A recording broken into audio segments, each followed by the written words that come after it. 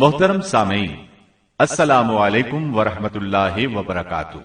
اب ہم آتے ہیں سیدنا ابراہیم علیہ السلام کے قصے کی طرف، لیکن اس سے پہلے یہ وضاحت کر دیں کہ سیدنا ابراہیم علیہ السلام کے واقعے کے ساتھ چند دوسرے انبیاء علیہ السلام کے واقعات بھی وابستہ ہیں، مثلا سیدنا لوط علیہ السلام کا واقعہ، اس لیے کہ یہ سیدنا ابراہیم علیہ السلام کے بھتیجے بھی ہیں اور ان کے پیروکار بھی۔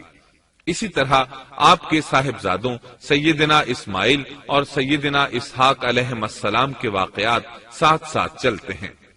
اس کی وجہ یہ ہے کہ سیدنا اسماعیل علیہ السلام کی ولادت کے وقت ابراہیم علیہ السلام کی عمر 87 سال تھی، اور سیدنا اسحاق علیہ السلام کی پیدائش کے وقت سیدنا ابراہیم علیہ السلام کی عمر 100 سال تھی، جبکہ سیدنا ابراہیم علیہ السلام کی کل عمر 175 سال ہوئی، اس لیے ان کے واقعات ساتھ ساتھ چلتے ہیں۔ ابراہیم علیہ السلام کا قصہ سناتے ہوئے ان حضرات کا ذکر ساتھ ساتھ ضرور آئے گا، تو آئیے شروع کرتے ہیں قصہ ابراہیم علیہ السلام کا۔ صالح علیہ السلام کے بعد اللہ تعالیٰ نے سیدنا ابراہیم علیہ السلام کو مبعوث فرمایا۔ ابراہیم علیہ السلام جد الانبیاء ہیں، عظیم المرتبت اور اولو العزم پیغمبر ہیں۔ آپ کے والد کا نام طارق تھا، جبکہ اس کا لقب آزر تھا۔ آزر مدد کرنے والے کو کہتے ہیں۔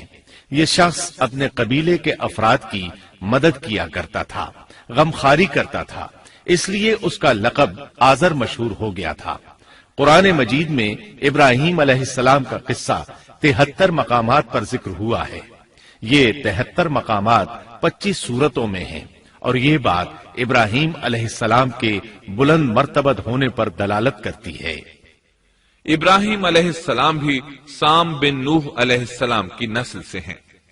آپ کی پیدائش عراق کے مشہور شہر بابل میں ہوئی۔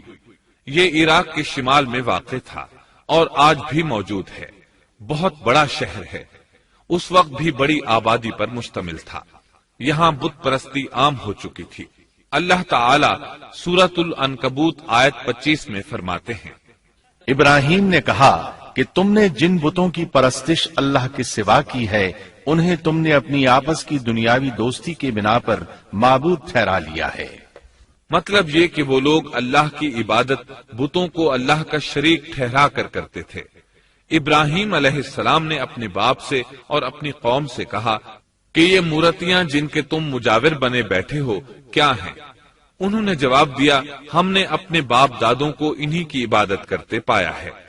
اللہ تعالیٰ ان کے بارے میں فرماتے ہیں، اے نبی، انہیں ابراہیم علیہ السلام کا قصہ سنا دو، جبکہ انہوں نے اپنے باپ اور اپنی قوم سے فرمایا، تم کس کی عبادت کرتے ہو؟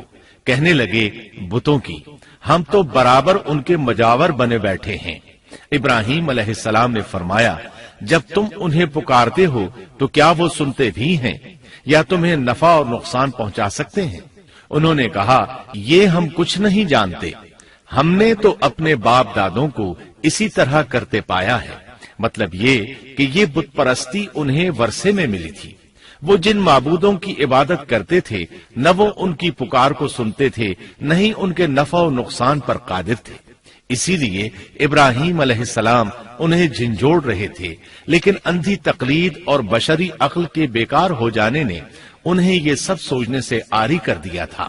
اللہ تعالیٰ نے ابراہیم علیہ السلام کی خصوصی رہنمائی فرمائی تھی، جیسا کہ سورۃ الانبیاء آیت 51 میں ہے، اور ہم نے ابراہیم کو پہلے سے ہدایت عطا فرما دی تھی اور ہم اسے جانتے تھے۔ ابراہیم علیہ السلام نے کبھی ایک لمحے کے لیے بھی بتوں کی پوجا نہیں کی تھی۔ آپ نے اپنی قوم کو بتوں کی پوجا کرتے دیکھا تو انہیں ملامت کی، ایک اللہ کی طرف دعوت دی، اور اس دعوت کی ابتدا انہوں نے اپنے باپ سے کی۔ اللہ تعالی سورہ مریم میں فرماتے ہیں، اے نبی، کتاب میں ابراہیم کا ذکر کر، بے شک وہ سچا نبی تھا۔ جب اس نے اپنے باپ سے کہا، اے میرے باپ، بے شک مجھے وہ علم عطا ہوا ہے جو تمہیں حاصل نہیں، اس لیے میری اطاعت کریں، میں آپ کو سیدھا راستہ دکھاؤں گا۔ اے میرے باپ، شیطان کی عبادت نہ کریں، بے شک شیطان اللہ کا نافرمان ہے۔ ان بتوں کی عبادت گویا شیطان کی عبادت ہے۔ اس لیے آپ نے ان معبودوں کو شیطان سے تعبیر کیا، فرمایا اے میرے باپ، بے شک مجھے خوف ہے کہ تم پر اللہ کا عذاب آئے، پھر تم شیطان کے ساتھی ہو جاؤ۔ باپ نے ان کی بات سن کر کہا اے ابراہیم، کیا تو میرے معبودوں سے پھرا ہوا ہے؟ البتہ اگر تو باز نہ آیا تو میں تجھے سنسار کر دوں گا، اور تو مجھ سے ایک مدت تک دور ہو جا، یعنی مجھ سے اتنا دور ہو جا کہ کبھی مجھے نظر نہ آئے۔ ابراہیم علیہ السلام نے اپنے باپ پر نرمی اور مہربانی کرتے ہوئے ان سے کہا آپ پر سلامتی ہو، میں اپنے رب سے آپ کے لیے بخشش طلب کرتا رہوں گا۔ لیکن جب بعد میں ان پر واضح ہو گیا کہ وہ تو اللہ کا دشمن ہے تو ابراہیم علیہ السلام اس سے بے تعلق ہو گئے۔ سورہ توبہ آیت 114 میں اللہ فرماتے ہیں، اور ابراہیم کا اپنے والد کے لیے بخشش طلب کرنا ایک وعدے کی وجہ سے تھا جو وہ اس سے کر چکے تھے، لیکن جب انہیں معلوم ہو گیا کہ وہ اللہ کا دشمن ہے تو اس سے بیزار ہو گئے۔ بے شک ابراہیم بڑے نرم اور تحمل والے تھے۔ کسی ایماندار کے لیے جائز نہیں کہ وہ کسی کافر کے لیے دعائے مغفرت کرے، بلکہ مومن پر حرام ہے کہ وہ کسی کافر یا عیسائی وغیرہ کے لیے مغفرت طلب کرے یا اس سے یہ کہے کہ اللہ تجھ پر رحم کرے۔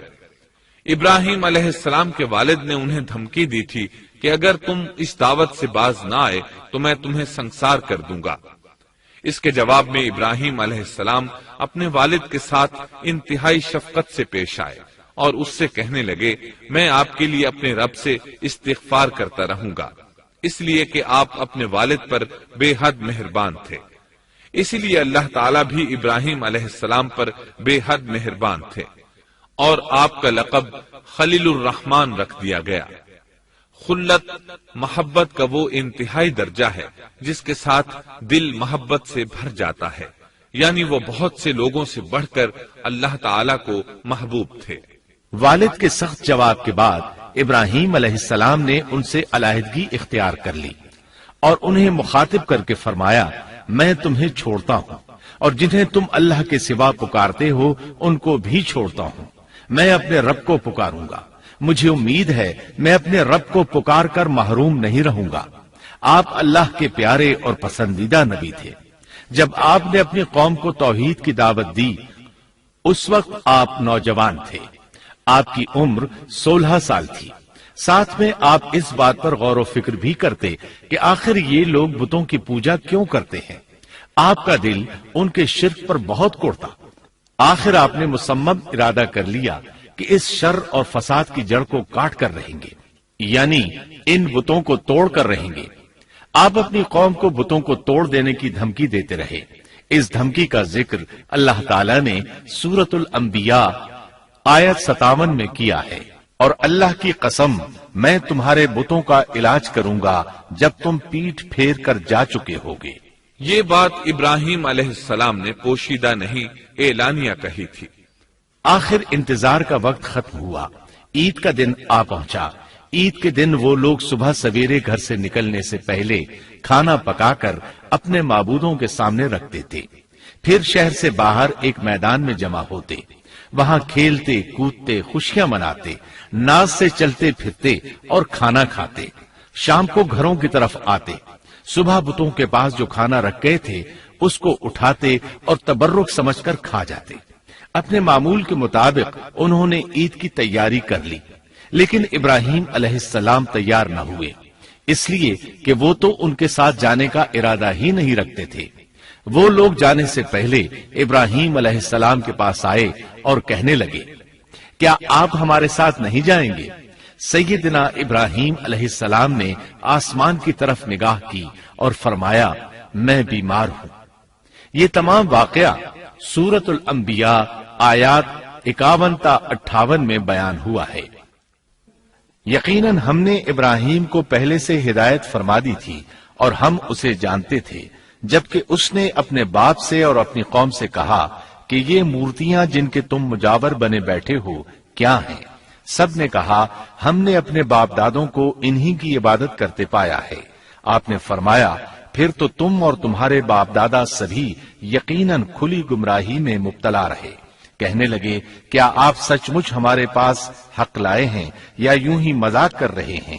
آپ نے فرمایا نہیں نہیں، در حقیقت تم سب کا پروردگار تو وہ ہے جو آسمان و زمین کا مالک ہے، جس نے انہیں پیدا کیا ہے، میں تو ایسی بات کا گواہ اور قائل ہوں، اور اللہ کی قسم میں تمہارے ان معبودوں کا علاج تمہاری غیر موجودگی میں کروں گا۔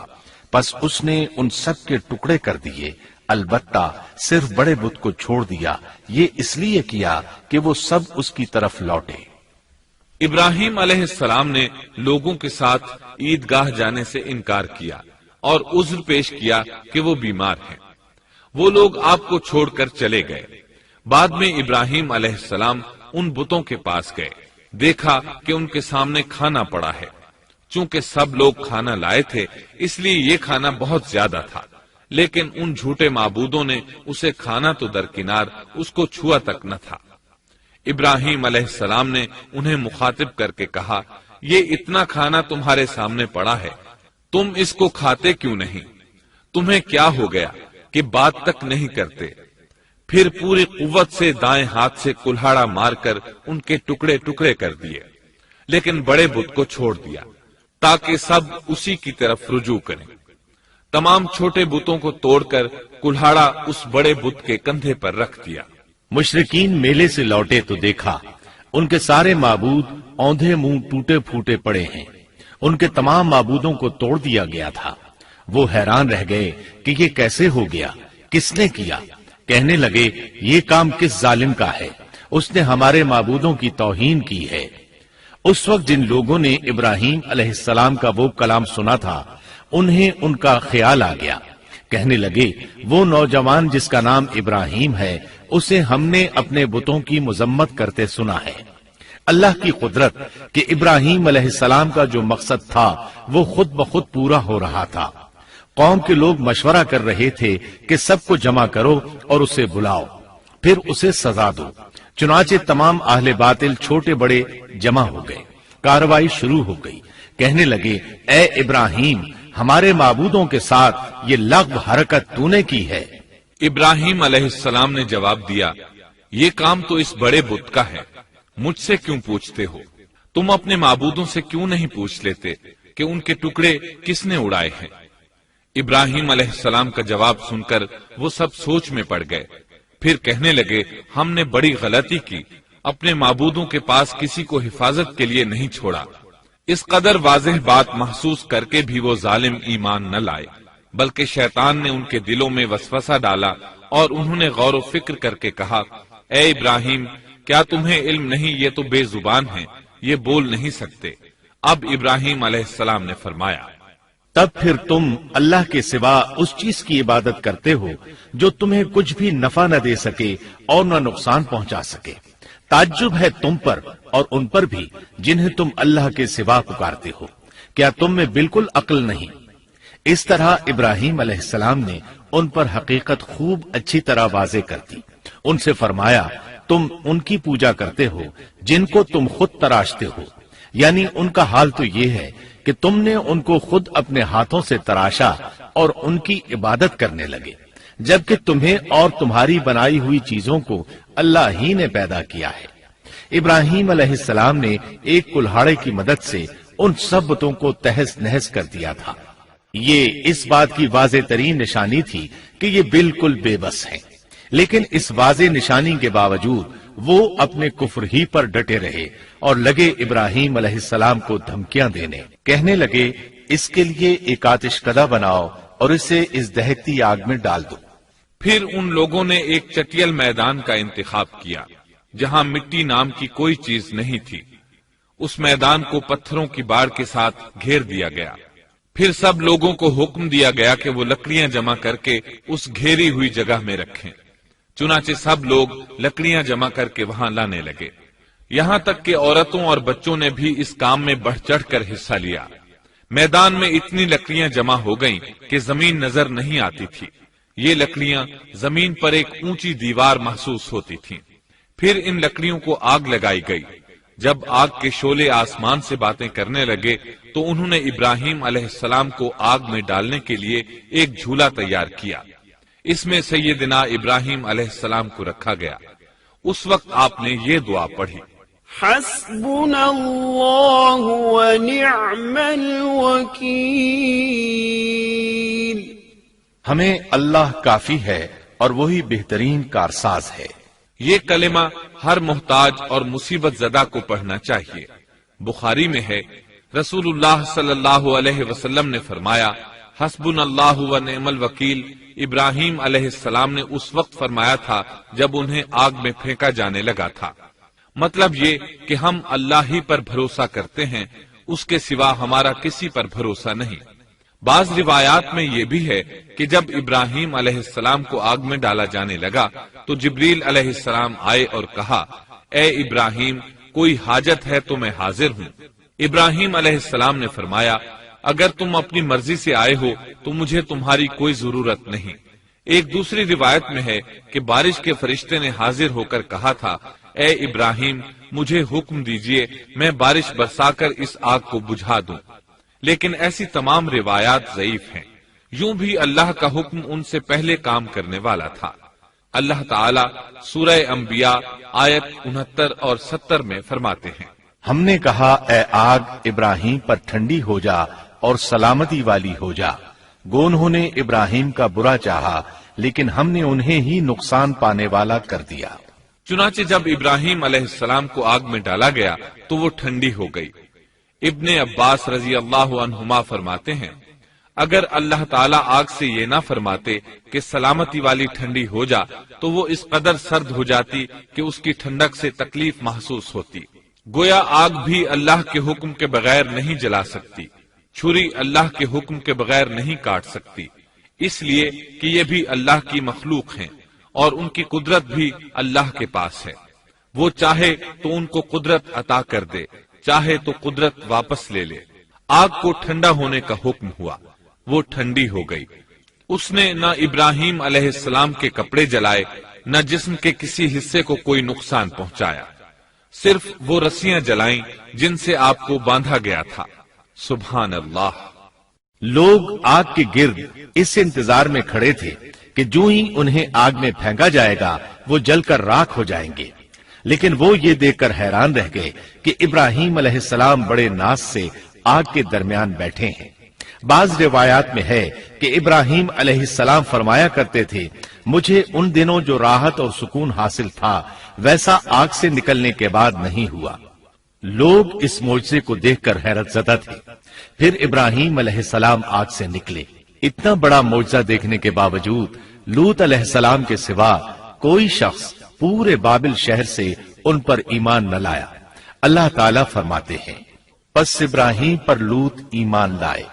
مطلب یہ کہ پوری بستی سے لوط علیہ السلام تھے جو آپ پر ایمان لائے تھے، باقی تمام لوگ کفر ہی پر ڈٹے رہے۔ ابراہیم علیہ السلام ان کا رویہ دیکھ کر نا امید ہو گئے کہ اس سے بڑھ کر یہ کون سا معجزہ دیکھنا چاہتے ہیں۔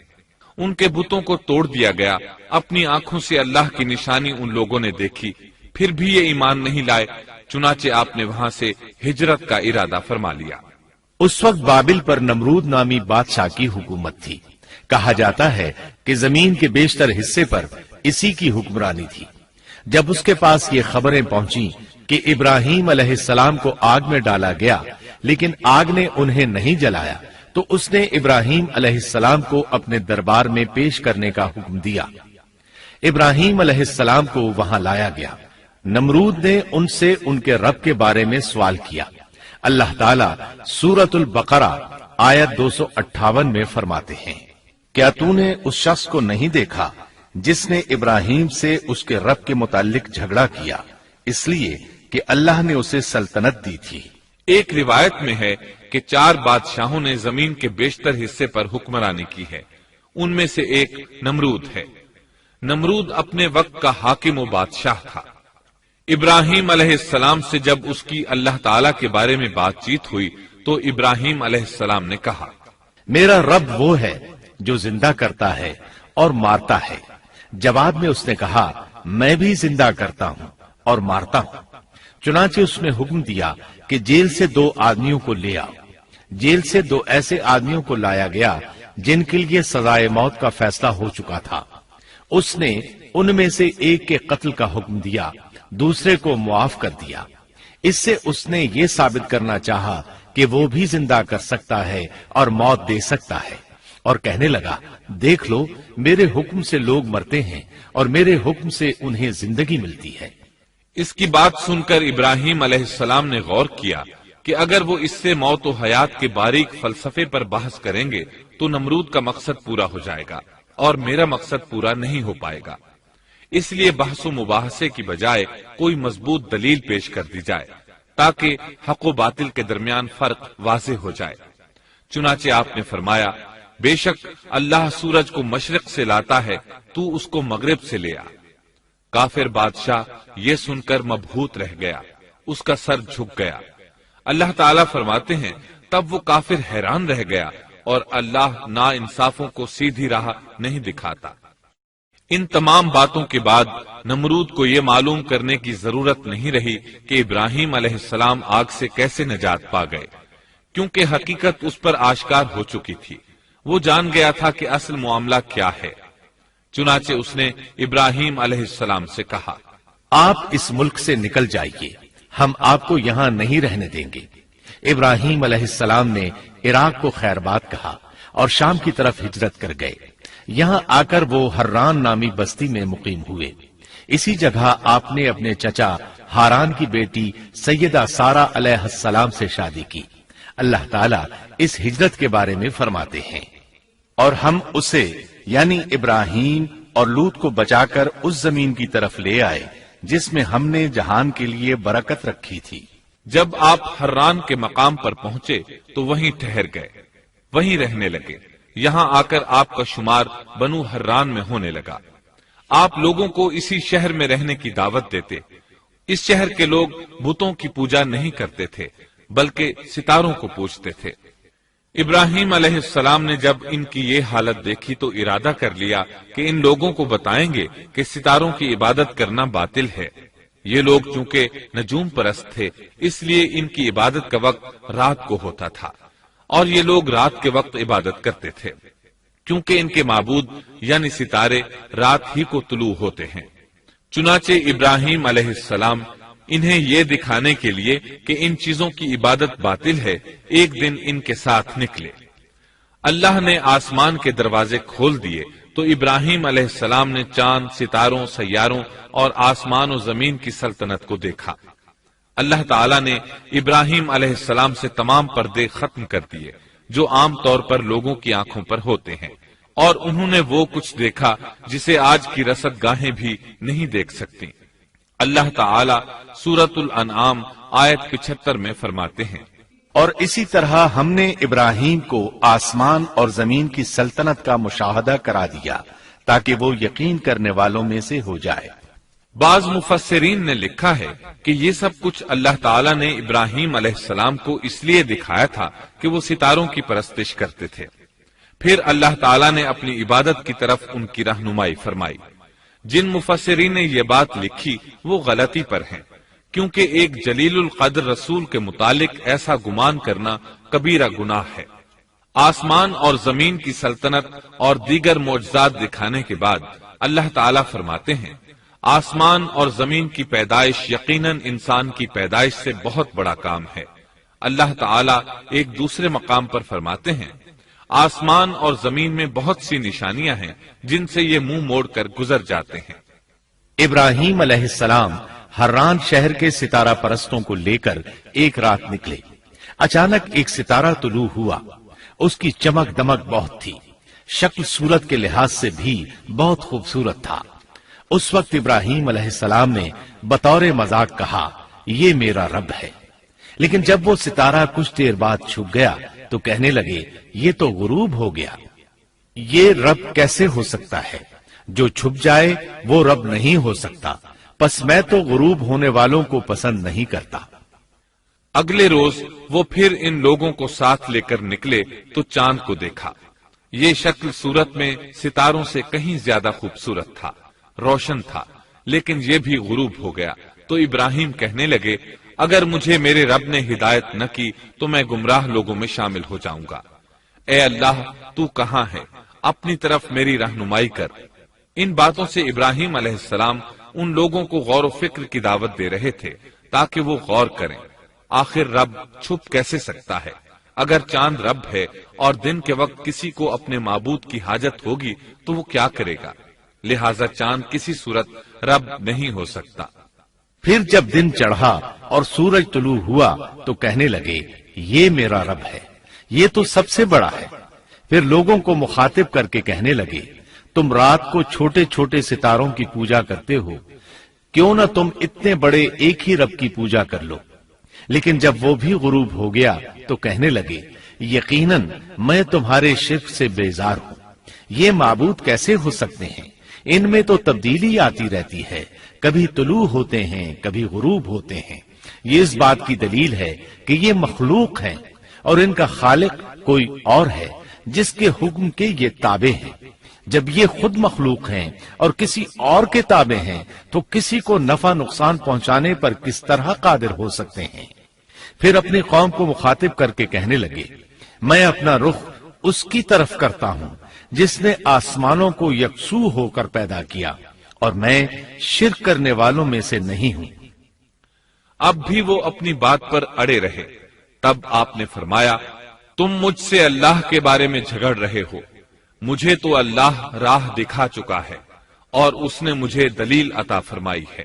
میں یقیناً جانتا ہوں کہ تمہارے تمام معبود بے بس اور بے طاقت ہیں۔ جاؤ تم سے اور تمہارے ان معبودوں سے جو ہو سکے کر لو، میرے رب کی مرضی کے بغیر کچھ بھی نہیں ہو سکتا۔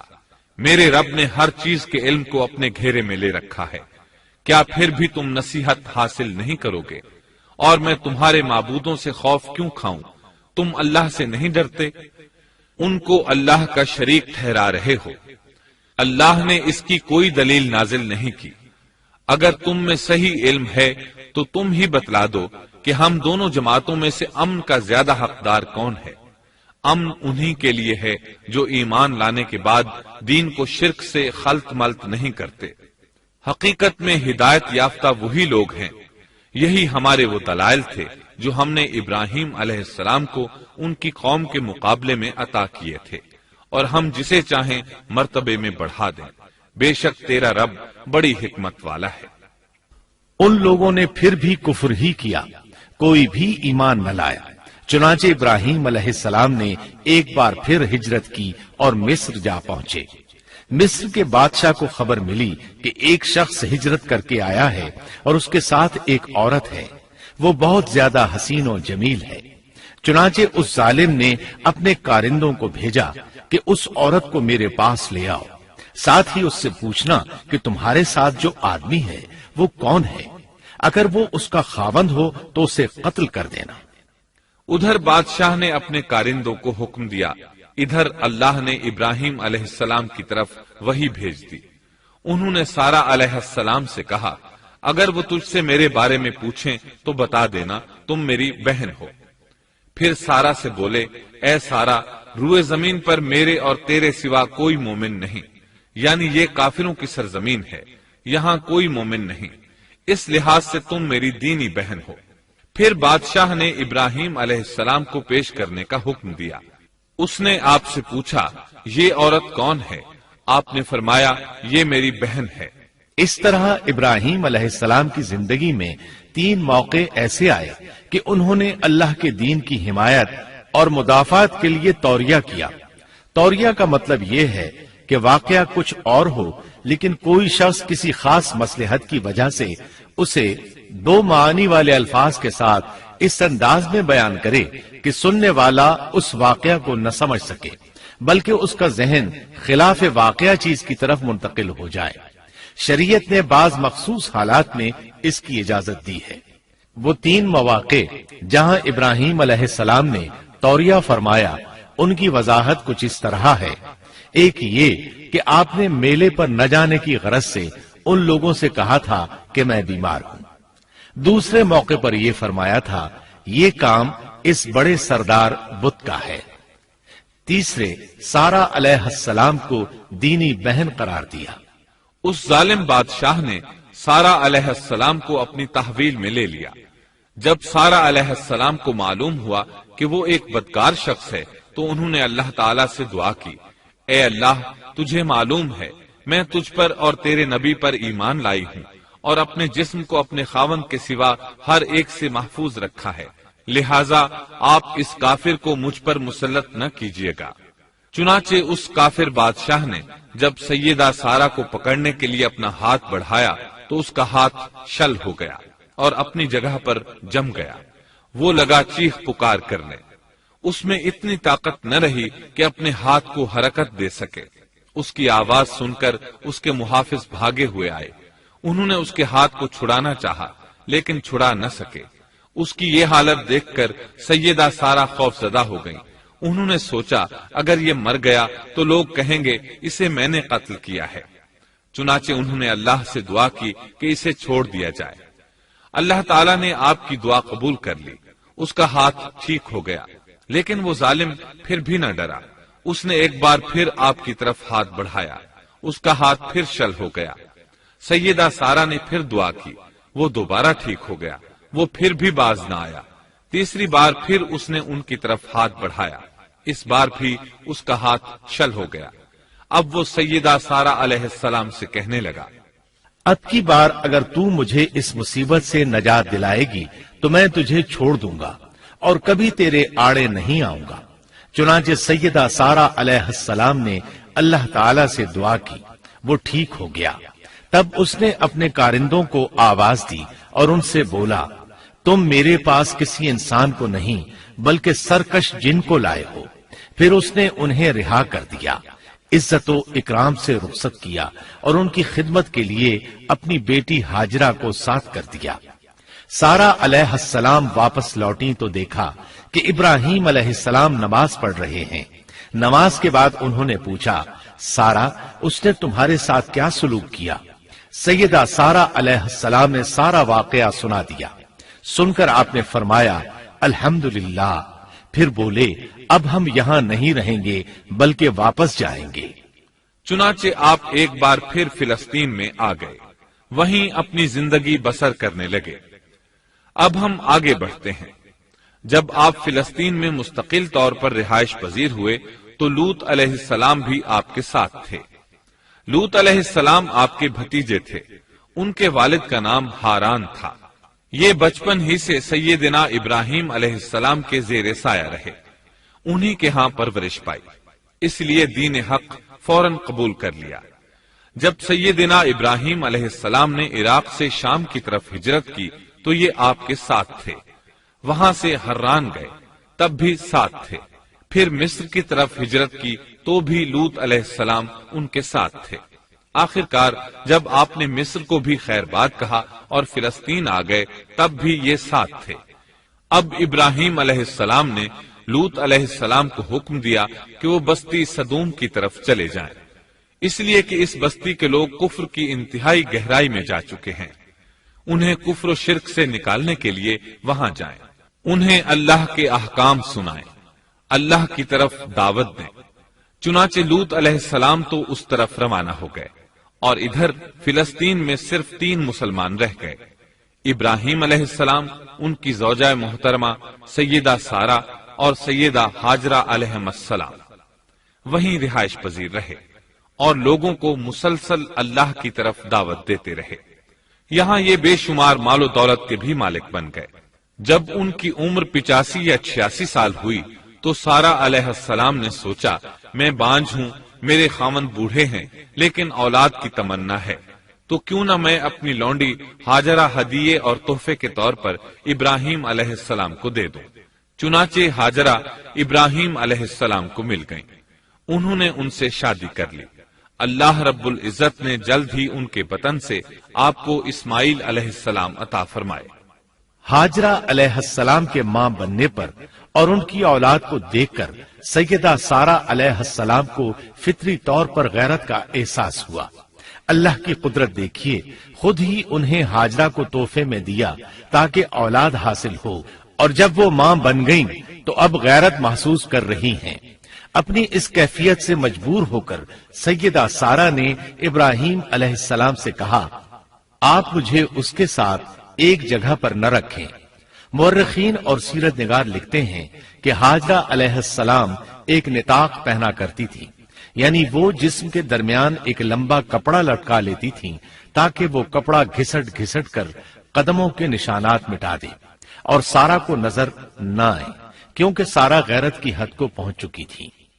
ابراہیم علیہ السلام نے جب سارا علیہ السلام کے اندر غیرت کے آثار دیکھے تو ہاجرہ کو ان کی نگاہوں سے دور کر دیا۔ ادھر اللہ کا حکم بھی نازل ہو گیا کہ اپنی بیوی ہاجرہ اور دودھ پیتے بچے اسماعیل کو ساتھ لے لیں اور مکہ کی طرف رخ کر لیں۔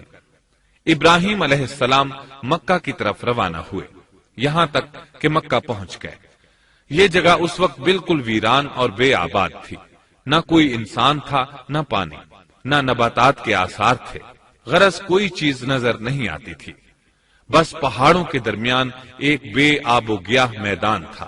یہی وہ مقدس اور تاریخی وادی تھی جہاں ابراہیم علیہ السلام اپنی زوجہ اور لخت جگر کو چھوڑ کر واپس پلٹے۔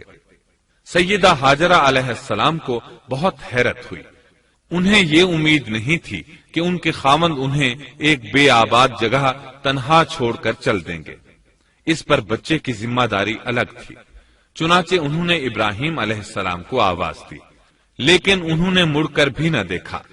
اب وہ ان کے پیچھے آئیں اور قریب پہنچ کر بولی، اے ابراہیم، ہمیں کہاں چھوڑے جا رہے ہو؟ یہاں نہ پانی، نہ خوراک، نہ کوئی انسان۔ ابراہیم علیہ السلام نے پھر بھی کوئی جواب نہ دیا، کوئی پریشانی بھی ظاہر نہ کی اور چلتے رہے۔